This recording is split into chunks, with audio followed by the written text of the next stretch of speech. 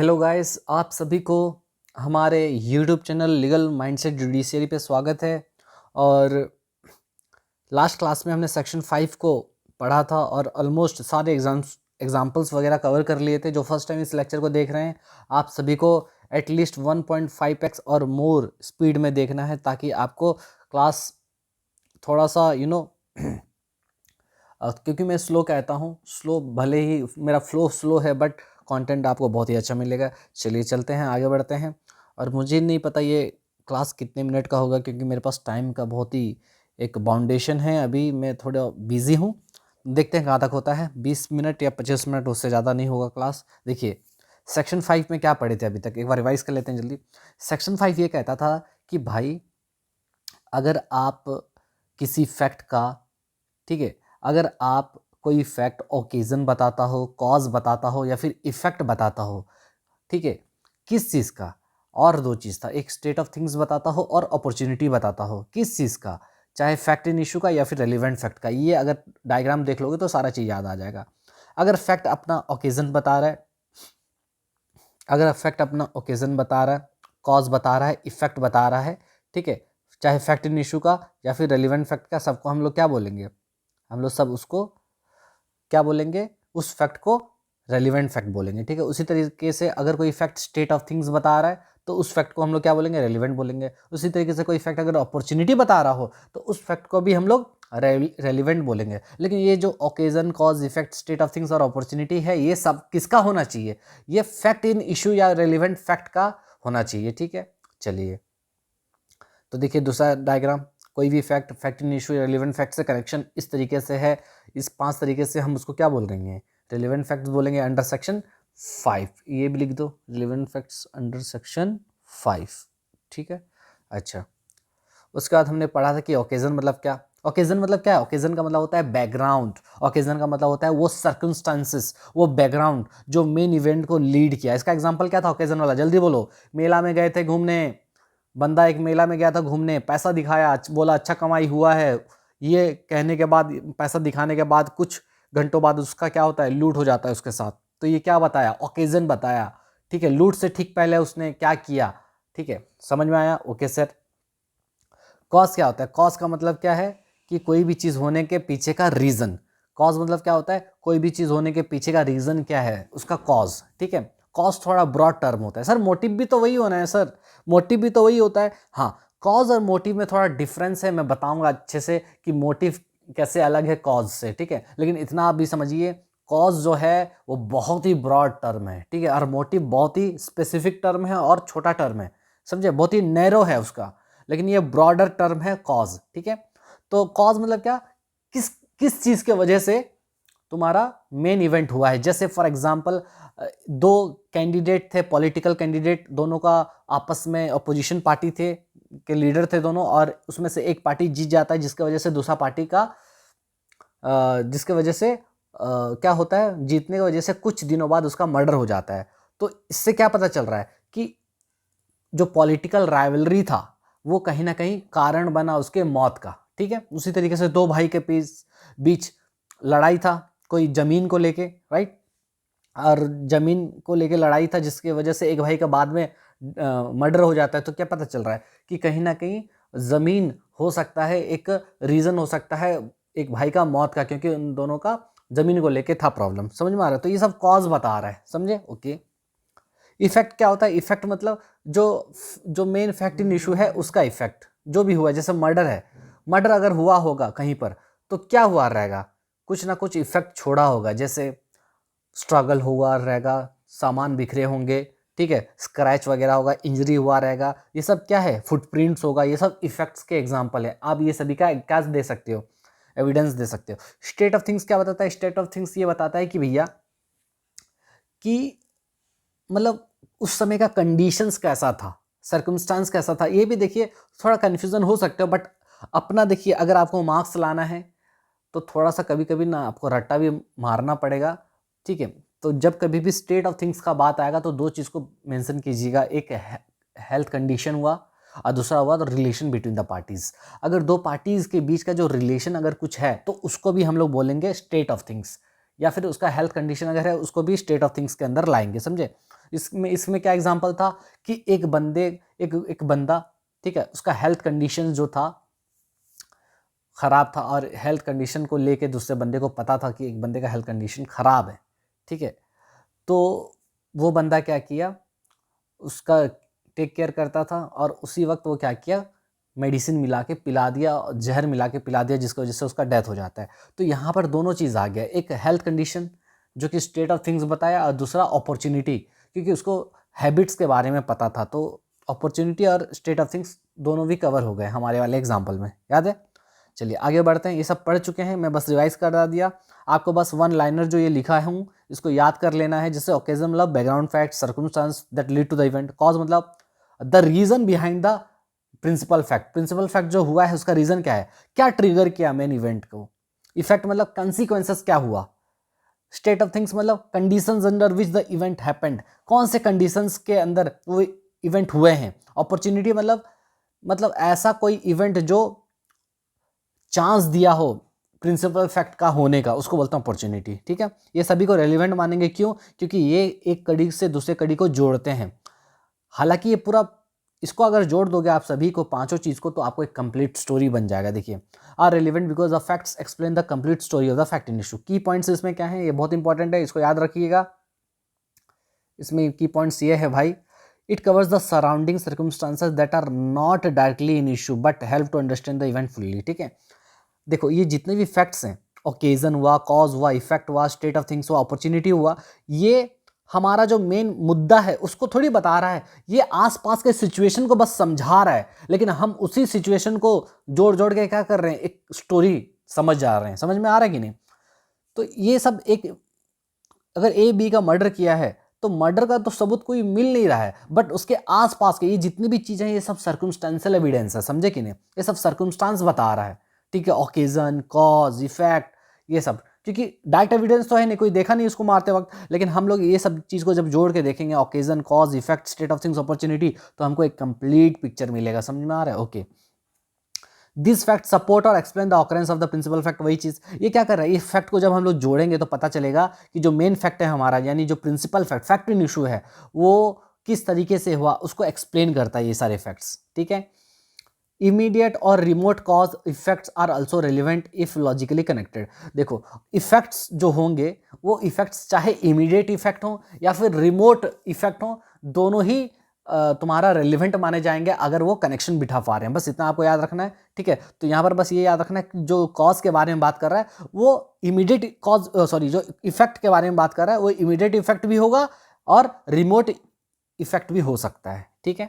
चलिए इलस्ट्रेशन देखे थे क्या, ओकेजन वाला क्या था, रॉबरी, मेला में गया था, पैसा चोरी हो गया, तो ये क्या बताया, ओकेजन बताया कि कैसे क्या हालात थे उस वक्त, ठीक है। ये हालात उसको लीड किया रॉबरी को। इफेक्ट क्या था, एक लड़का का मर्डर हो जाता है या फॉर एग्जांपल लड़की का मर्डर हो जाता है, मार्क्स ऑफ स्ट्रगल मिलता है, फुटप्रिंट्स मिलता है, तो ये क्या माना जाएगा, इफेक्ट माना जाएगा मर्डर का। स्टेट ऑफ थिंग्स, अपॉर्चुनिटी, ए पर चार्ज लगा है बी का मर्डर करने का, ठीक है, और बी का हेल्थ का कंडीशन पॉइजन, जहर से पहले उसको रेलिवेंट माना गया क्योंकि वो कंडीशन बता रहा था हेल्थ का। दूसरा, बी का हेल्थ के बारे में ए को जानकारी था, इंफॉर्मेशन था, ओके, डेली रूटीन्स के बारे में पता था ए को, ये जो नॉलेज था उसका डेली रूटीन के बारे में, इसको अपॉर्चुनिटी माना गया, ठीक है। ओके, तो ये इलस्ट्रेशन हो चुका है हमारा। कॉज, कॉज को लेके हम लोग अभी तक नहीं मैं आपको बताया था, मतलब ऐसे ही बस 2-3 एग्जांपल दिया था, एक पॉलिटिकल और फैमिली वाला। अब देखिए दूसरा एग्जांपल, क्या ए ने बी को असॉल्ट किया है, क्या ए ने बी को मारा है, सिंपल सा मतलब, ठीक है। तो पता चलता है कि बी क्या किया था, कुछ दिन पहले ए के फैमिली का इंसल्ट किया था, ठीक है, सेम डे, ओके ओके। तो सेम दिन मतलब उसी दिन मान लो बी क्या किया था, एक फैमिली के बारे में बहुत ही इंसल्ट वगैरह किया था, उसके बाद जस्ट बात क्या होता है, ए बी को मारता है। तो इससे क्या पता चल रहा है कि भैया जो इंसल्ट किया, वो जो इंसल्ट था वो कॉज बन गया उसके असॉल्ट का। समझ में आया। तो ये क्या है, कॉज बता रहा है, बहुत सिंपल सा मतलब है, ठीक है। मतलब किस वजह से वो चीज़ हुआ, वो जो रीज़न है, तो ये रीज़न कॉज है, ठीक है। तो यहाँ पर इंसल्ट किया, इंसल्ट करने के बाद वो बंदा क्या किया, बी क्योंकि इंसल्ट किया ए के फैमिली को, तो ए जाके बी को मार दिया, और क्या, ठीक है। अब एग्जाम के लिए एक्सप्लेनेशन क्या है, देखिए मैं जो जो बताया हूँ आपको सबको मैं अच्छे से लिख दिया हूँ, आपको बस कुछ नहीं याद कर लेना और कुछ भी नहीं करना, इसमें कुछ भी नहीं है भाई, सिर्फ 5 पॉइंट है, 5 पॉइंट को बस अच्छे से एक्सप्लेन करके लिखना है। ठीक है, आइए समझते हैं। तो पहला है, अब सभी को एग्जाम पर्पस में अगर एग्जाम में आएगा तो कैसा लिखेंगे, देखिए सबसे पहला है ओकेजन। तो सेक्शन 5 क्या बताता है कि कौन कौन से फैक्ट्स रिलेवेंट होंगे, तो बताओ कितने फैक्ट्स रिलेवेंट होंगे सेक्शन 5 में, 5। कौन कौन से? Cause, occasion, cause, effect, opportunity और स्टेट ऑफ थिंग्स। ठीक है, तो पहला क्या था? ओकेजन। ओकेजन था, चलिए ओकेजन क्या बोलता है? ओकेजन मतलब सर जो बैकग्राउंड फैक्ट है, जो सर्कमस्टांसेस है। देखो occasion refers to the background और द सर्कमस्टांसेस और the setting that lead to the principal fact. ठीक है, ओकेजन का मतलब होता है वो बैकग्राउंड, वो सिचुएशन, वो सेटिंग जो प्रिंसिपल फैक्ट को लीड किया। ठीक है, so the evidence can be given of such facts, हम उस फैक्ट्स का एविडेंस दे सकते हैं जो ओकेजन बताता हो। Very good. Occasion sets the stage for the commission of the act, ये बहुत इंपॉर्टेंट लाइन है भाई मेरे। ओकेजन क्या करता है? एक आपको प्लेटफॉर्म देता है क्राइम कमिट करने का। जैसे हमारे वाले एग्जाम्पल में क्या हुआ था? हमारे वाले एग्जाम्पल में भाई जो मेला में जो गया था बंदा फेयर में, वो सबको बताता है आज अच्छा कमाई हुआ है, सबको पैसा दिखाता है, यानी वो क्या कर रहा है? वो एक स्टेज तैयार कर रहा है लूट का। समझ में आ रहा है? ओके। तो इसके लिए कोई सर केस लॉज है क्या? आप तो इलस्ट्रेशन बता दिए, वो तो समझ गए। कोई इंपॉर्टेंट केस लॉज है क्या जो लैंडमार्क जजमेंट हो, जो बहुत फेमस हो? हाँ सर है, बिल्कुल है। नाम क्या है? आर वर्सेस रिचर्डसन का केस है। क्या है? R versus Richardson. ठीक है, आर वर्सेस रिचर्डसन का केस में क्या हुआ था मैं फिर से बता दूं, लास्ट टाइम भी बता चुका हूं मैं, फिर से लेकिन बता देता हूं। आर वर्सेस रिचर्डसन में देखो क्या हुआ था। ये एक लड़की थी कॉटेज में, अकेली लड़की थी। ठीक है, अकेली लड़की रहती थी अकेला कॉटेज में, और होता क्या है, एक दिन उसका लाश मिलता है। Oh my God. ठीक है, एक दिन उसका लाश मिलता है, लाश के चारों तरफ कुछ फुटप्रिंट्स के निशान मिलते हैं।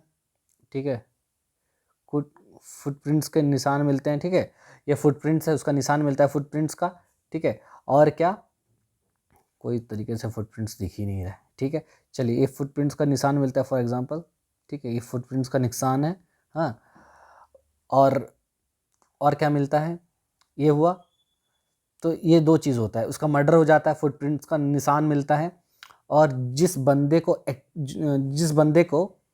प्रोसिक्यूट किया जाता है, ठीक है, जिस बंदे को प्रोसिक्यूट किया जा रहा है इस मर्डर के लिए, ठीक है, वो उसका बॉयफ्रेंड होता है। ठीक है, समझे? तो जब बॉयफ्रेंड का जूता का निशान इससे मैच किया जाता है तो वो मैच हो जाता है। ठीक है, समझ में आया? यानी पहला फैक्ट ये पता चला, लड़की घर में अकेले रहती थी, तो उसका जो अकेलापन था, घर में अकेला रहना, ठीक है, ये क्या बताया? ये बताया एक ओकेजन बताया, क्योंकि वो घर में अकेली थी, ये ओकेजन था, एक प्लेटफॉर्म बन गया क्राइम होने का। समझ में आ रहा है? ओके, तो यहाँ पर देखो आर वर्सेस रिचर्डसन का केस में the deceased girl was what? The deceased girl was alone at her home at the time of murder के समय वो अपने घर में अकेले थी। ओके, तो ये ओकेजन बन गया। ठीक है, अकेलापन। अच्छा, उसके बाद क्या पता चला? इसका जूते का निशान मिला बंदे का और मैच कर गया, यानी जो जूते का निशान था वो क्या हुआ? वो इफेक्ट पता चला, वो मर्डर का इफेक्ट निकला। ठीक है, ये जो जूते का निशान हुआ ये मर्डर का इफेक्ट निकला। ठीक है, क्राइम सीन पे जूते का निशान मिलना ये इफेक्ट होता है। ठीक है, क्योंकि जब होता है क्राइम वगैरह कोई वहाँ पर मौजूद था, इसका मतलब। ठीक है, ओके, उसके बाद क्या, इससे और एक चीज़ पता चलता है, ये प्रेग्नेंट थी, तो प्रेगनेंसी से और पता चल गया कि भैया बॉयफ्रेंड और उसका चक्कर था। ऑब्वियसली समझ में आ रहा है मैं क्या कह रहा हूँ? तो ये सब चीज़ पता चलता है, तो इसमें ओकेजन और इफेक्ट के लिए ये एग्जाम्पल को यूज़ किया जाता है। ठीक है, समझ में आया? तो आर वर्सेस रिचर्डसन का केस है, ये बंदे का नाम था रिचर्डसन को प्रोसिक्यूट किया जाता है उसके गर्लफ्रेंड को मारने के लिए। बाद में उसका जूते का निशान मिल जाता है, क्योंकि यहाँ ये जो जूता ये पहनता रहता है उसमें नोकीदार जूता रहता है, उसमें कील ठोका रहता है, समझे कि नहीं? तो मैच हो जाता है। तो पहला फैक्ट ये दिया गया उसके ओकेजन का, कि वहाँ पर घर में वो अकेली रहती थी, तो ये जो घर में उसका अकेला रहना ये रेलिवेंट फैक्ट माना गया। समझ में आया? Okay sir. दूसरा, जूते का निशान, उसको क्या माना गया? इफेक्ट माना गया। ठीक है, चलिए वो इफेक्ट वाले में देखेंगे। तो ये समझ में आया। आर वर्सेस रिचर्डसन का केस में लड़की अकेले थी घर में, ये क्या था, उसका एक ओकेजन था। So the fact is relevant because it constituted the occasion to commit the murder. ठीक है, इलस्ट्रेशन ए इसके लिए सटीक एग्जाम्पल है। एक बंदा फेयर में जाता है, पैसा लेके सबको दिखाता है और उसके बाद ये ओकेजन बन जाता है रॉबरी का। ये पढ़ चुके हैं। कॉज क्या था भाई, कॉज का मतलब होता है रीजन। कॉज का मतलब क्या होता है, रीजन। मेन इवेंट जो हुआ है उसके पीछे का रीजन खोजो, या फिर वो ट्रिगर खोजो जो उस होने का वजह बना। ठीक है, उस ट्रिगर को खोजो, रीजन या फिर trigger behind the happening of the principal fact. ठीक है, समझ में आया। तो इसके लिए एक एग्जांपल पहले देखते हैं, उसके बाद मैं आपको एक चीज बताऊंगा, रुको। जैसे मान लो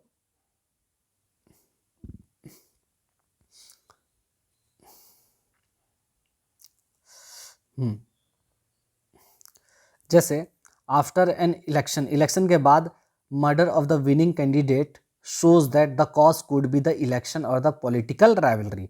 एक इलेक्शन होने के बाद, दो पार्टी का इलेक्शन होता है, दो बंदे का, दो पॉलिटिकल पार्टी के लीडर होते हैं। ठीक है, उनका इलेक्शन होता है, जो मैं ऑलरेडी बता चुका हूँ। ये एक पार्टी का लीडर है, ये दूसरे पार्टी का लीडर है, ये जीत जाता है। जीतने के बाद इसका मर्डर हो जाता है, ये मर्डर हो जाता है। तो इसका क्या पता चल रहा है कि हो सकता है इसका मर्डर के पीछे का रीज़न क्या हो, पॉलिटिकल राइवलरी हो, पॉलिटिकल रीज़न की वजह से इसका मौत हुआ है, इसको मारा गया है। ठीक है, समझ में आया। तो ये इससे क्या पता चला, एक कॉज पता चल रहा है कि पॉलिटिक्स की वजह से ही इसको मारा गया है। ठीक है, ताकि सामने वाला बंदा क्या हो सके, इलेक्शन जीत सके। समझे कि नहीं? ओके, चलिए ये हो गया ये एग्जाम्पल। और कभी कभी क्या होता है, हम लोग कॉज एंड मोटिव के बीच फ़र्क नहीं जान पाते। तो आइए समझते हैं कि कॉज और मोटिव में क्या फ़र्क है। ठीक है, तो देखिए कभी कभी दोनों ओवरलैप करते हैं। ठीक है, कभी कभी दोनों सेम लगेंगे, आपको ओवरलैप करेंगे। ठीक है, एक दूसरे के साथ ओवरलैप करेंगे दोनों। लेकिन हमेशा याद रखिएगा, जो कॉज होता है वो ब्रॉड टर्म होता है। कॉज क्या होता है, ब्रॉडर टर्म है। किससे, मोटिव से। मोटिव नैरोअर टर्म है और कॉज ब्रॉडर टर्म है। Okay, cause can arise from the natural events. Cause कैसे अराइज होता है, वो नेचुरल इवेंट से अराइज होता है, एक्सीडेंट से अराइज होता है, मैकेनिकल फेलियर से होता है, ह्यूमन एक्शन से होता है।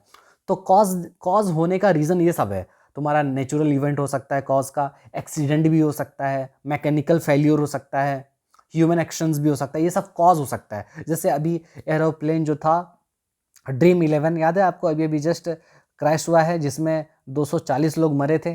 ठीक है, ये जो प्लेन था, ठीक है, अब ये जो प्लेन था भाई मेरे, ठीक है, ये जो प्लेन था जिसमें इतने लोग जो बैठे थे, ठीक है, ये प्लेन क्यों क्रैश हुआ, क्रैश होने का रीज़न आप खोजते हो या कॉज खोजते हो, मुझे बताओ। क्रैश जब हुआ जब एरोप्लेन क्रैश हुआ, तो आप इसका कॉज खोज रहे थे या फिर मोटिव खोज रहे थे, बताओ मुझे। सर कॉज खोज रहे थे ना, कि क्यों क्रैश हुआ, कॉज खोज रहे थे, बिल्कुल। तो मैं कहने का यह मतलब है कि कॉज ह्यूमन एक्शन के साथ साथ तुम्हारे जो नॉन ह्यूमन एक्टिविटीज़ हैं उसमें भी यूज़ होता है। जैसे गाड़ी का क्रैश होना, तो उसमें क्रैश क्यों हुआ, क्योंकि क्या हुआ, क्योंकि उसका जो भी डिवाइस था, ओके, वहाँ पर इंजन चलना बंद हो गया। ठीक है, इंजन फेलियर, मैकेनिकल फेलियर कह सकते हैं। तो मैकेनिकल फेलियर के वजह से क्या हुआ, उड़ नहीं पाया और क्रैश हो गया। तो यहाँ पर मैकेनिकल फेलियर क्या है, कॉज है कि मोटिव है, कॉज है। ठीक है, तो जब भी कॉज आएगा ये याद रखिएगा, कॉज जो होता है वो बहुत ही ब्रॉडर टर्म है, उसमें बहुत सारा चीज़ आ जाता है। ठीक है, लेकिन जो तुम्हारा मोटिव होता है, मोटिव हमेशा मेंटल इंटेंशन से जुड़ा हुआ होता है। क्या होता है, मेंटल इंटेंशन। वहाँ पर इंसान का जो दिमाग में जो चल रहा है, सोच चल रहा है, जो उसका इंटेंशन चल रहा है, उससे रिलेटेड मोटिव होता है। ठीक है, और उसमें मोटिव हमेशा इंसान को लेके ही रहेगा। ठीक है, लेकिन कॉज हो सकता है कोई चीज़ को लेके हो सकता है। जैसे फॉर एग्जांपल यहाँ पर क्या हुआ, मशीन का फेलियर के वजह से क्रैश हुआ, तो यहाँ पर कॉज खोजेंगे, मोटिव नहीं खोजेंगे।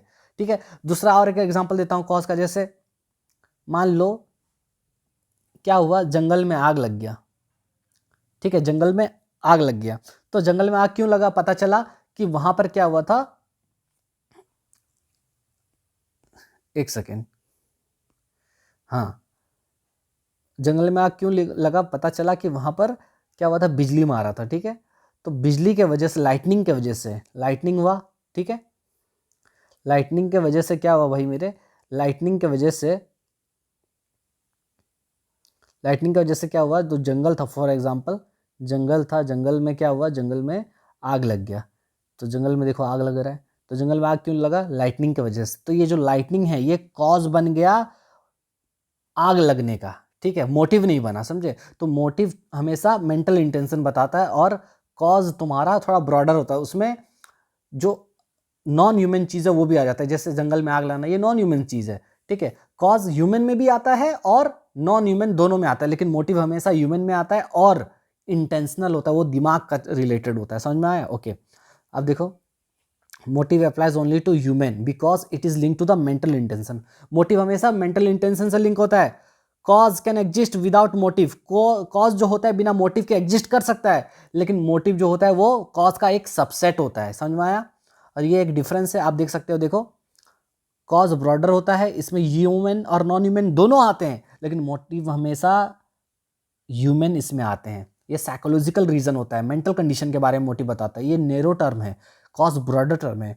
अच्छा, ये एक्सटर्नल बताता है, ये एक्सटर्नल हो सकता है, ओके। नेचुरल और फिजिकल, ये हमेशा इंटरनल होता है, क्योंकि माइंड से रिलेटेड है ना भाई, इंटेंशन बता रहा है। ये डिपेंड हो सकता है, ये बिना मोटिव के भी एग्जिस्ट कर सकता है, लेकिन ये हमेशा ह्यूमन एक्शन से रिलेटेड होता है। जैसे ए बी को चाकू भोंक के मारा, तो चाकू भोंकना कॉज है मरने का, ठीक है। और मोटिव क्या पता चला कि उसका दुश्मनी था, तो वो बदला लिया है, तो बदला लेना मोटिव हुआ। बट जब वो मारा तो छुरा जो भोंक के मारा, तो छुरा का भोंकना कॉज बन गया उसके मरने का, ओके। बहुत हैवी बारिश के वजह से क्या हुआ, बाढ़ आ गया। तो बाढ़ यहां पर आना किस वजह से बाढ़ आया, रेन की वजह से। तो रेन होना, बहुत जोर की बारिश वजह बन गई बाढ़ की, ठीक है। उसी तरीके से लाइटनिंग, बिजली, बिजली जो थी, बिजली की वजह से जंगल में आग लग गया। तो जंगल में जो आग लगा उसका रीजन क्या है, लाइटनिंग। तो लाइटनिंग यहाँ पर कॉज है, मोटिव नहीं है, समझे। तो मतलब ये समझ में आ गया कि भाई मेरे, कॉज हमेशा ह्यूमन और नॉन ह्यूमन दोनों में होगा, ठीक है, और मोटिव हमेशा ह्यूमन में होगा। समझ में आया। इसके अलावा और भी एग्जाम्पल है, जैसे यहाँ पर मैं बता रहा हूँ अपने पॉलिटिकल एग्जाम्पल। देखो, ए बी को, ए जब बी पर चार्ज लगा है, ए बी का मर्डर किया है, तो कॉज इसमें क्या निकल के आया कि B won the election defeating A, B का इलेक्शन जीतना, ये एक्सटर्नल रीजन है। जैसे ही वो जीता, जीतना एक्सटर्नल रीजन है, ये कॉज बन गया। The election result triggered anger and rivalry, तो जैसे वो जीता, इलेक्शन का जीतना कॉज बन गया उसके मौत का, ये एक्सटर्नल रीजन है, ये कॉज है। मोटिव क्या निकला, ये वांटेड रिवेंज, ये बदला लेना चाहता था क्योंकि वो हार गया था। To eliminate his political opponent, वो अपने ओपोनेंट को हटाना चाहता था, वो रिवेंज चाहता था। और ये जो रिवेंज है, ये जो है, ये इंटरनल मेंटल इंटेंशन है। तो दोनों में ये बारीकी का फर्क है, ये समझ लीजिए। तो कॉज हमेशा एक्सटर्नल होगा, ये याद रखिएगा। तो जो इलेक्शन जीता, ये एक्सटर्नल रीजन है, जिसकी वजह से उसको गुस्सा आया, गुस्सा जब आया वो बदला लेने का सोचा, तो वो मोटिव बन गया, समझे। तो इस तरीके से आप बाइफरकेट कर सकते हैं। मैं बहुत सारा एग्जांपल लिख के लाया हूँ आप लोगों को समझाने के लिए, बट मेरे पास उतना समय नहीं है, मुझे अभी जाना पड़ेगा मेरे काम के लिए। तो नेक्स्ट क्लास में हम मोटिव और कॉज में फ़र्क क्या होता है उसका और भी एग्जाम्पल समझेंगे, ठीक है। चलिए, मिलते हैं नेक्स्ट क्लास में, तब तक के लिए मुझे दीजिए इजाज़त, ठीक है। मिलते हैं नेक्स्ट क्लास में। और चैनल को सब्सक्राइब करो यार, कुछ करते नहीं हो ना, लाइक करते, लाइक तो करो कम से कम, लाइक करने से तो भागेगा ना भाई, एल्गोरिथम यूट्यूब का मुझे थोड़ा सा प्रमोट करेगा, ठीक है। चलिए, मिलते हैं।